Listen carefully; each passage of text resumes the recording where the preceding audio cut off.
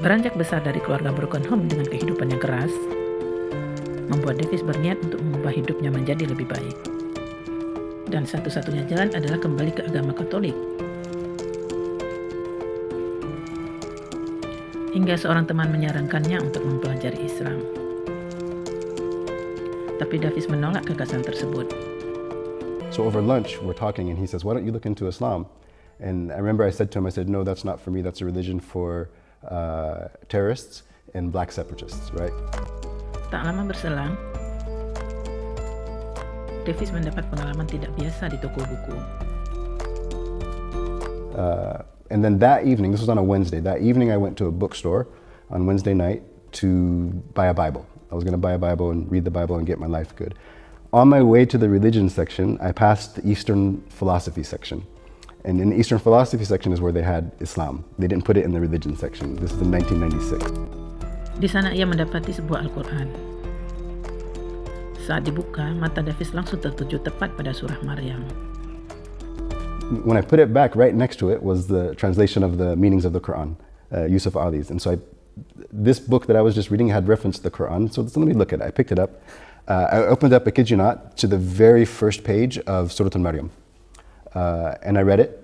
I read it in the bookstore. By the time I was finished the chapter, I was in tears. Because as an ex-Catholic, ex-Christian, it answered in that one chapter every question that I had as a previous Christian that no pastor, no priest could answer. Pada keesokan harinya, ia bertemu dengan seorang Muslim. But so then Thursday morning I go to school and then I meet this Senegalese man. His name is Khadim, and I'm still in touch with him today. And I walk up and I'm just looking at his things and he looks at me and he has a really big smile and he says, "How are you?" And I said, "I'm fine." And he says, "Brother, are you Muslim?" And then I told him that I'm not, but I bought the Quran last night. And like it was if like he had found out that he had won the greatest award that you could, the Nobel Peace Prize or something. He was so happy. And he came and he gave me a hug and he said, "This is such great news." And then he told me that he was a Muslim. And then he immediately explains that, as a Muslim, we pray 5 times a day. And right now is the time for one of our prayers and we can't delay. Would you mind standing and watching my stuff for me while I go and pray? And I'm a little taken aback and okay, I'll do it. And then he says, and if you don't mind, if someone comes, if you could sell them this for this much, this costs this much, and I'll return. And I said, sure. And then he left. And then as I'm sitting there, again, no, I'm not Muslim. He trusted you for his... Yeah, so, and I'm not Muslim, right? So I'm looking at this cash box and he's got a lot of cash in it. And I'm thinking, I could just take this. He doesn't know how to find me. He's never seen me before. I could just take this and go and he'd have no way to catch me. And then immediately as that thought occurred, I realized that he knows this too, and he doesn't care. And then immediately in my heart, I thought, whatever he has that made him not care about this, that's what I want. But when he came back, he was glowing. And this is a swarthy, dark African man, but he was glowing with the brightest light that I had ever seen. And I had never seen, I came later to know that this is Nur, right? But I had never seen it before. And he was just glowing. And then he comes back and says, "Thank you." And I'm sitting and I'm talking with him. And then a Pakistani brother comes up and they know each other. They say salam to each other. They do the Muslim greeting. And then the Pakistani looks at me and says, "Are you Muslim?" And at this point, I'm just like, what? I don't understand but then he says, "Have you ever been to a mosque before?" And I said, "No." At this point, it's Thursday. And I said, "No, I've never." And he said, "Would you like to go tomorrow? Tomorrow's a day of congregation for Muslims and it's the day that we meet at the mosque." And I said, "I'd love to go." Dan pada hari Jumat, Davis berkesempatan berkunjung ke masjid.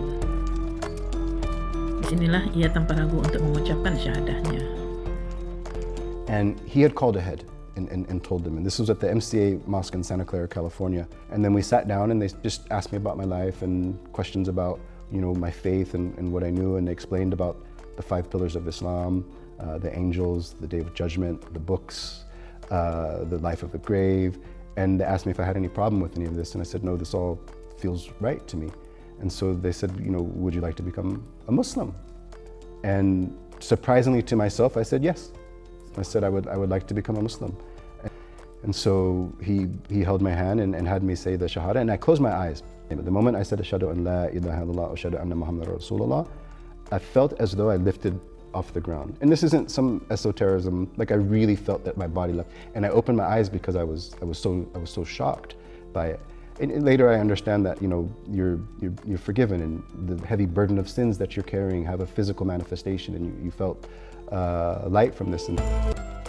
they welcomed it. And then consequently, years later, my mother has embraced Islam, my stepfather embraced Islam, my younger brother embraced Islam as well. So that was my conversion to Islam. It was from Wednesday saying that I wanted to make a change in my life, thinking I wanted to go back to Christianity, to Friday becoming a Muslim.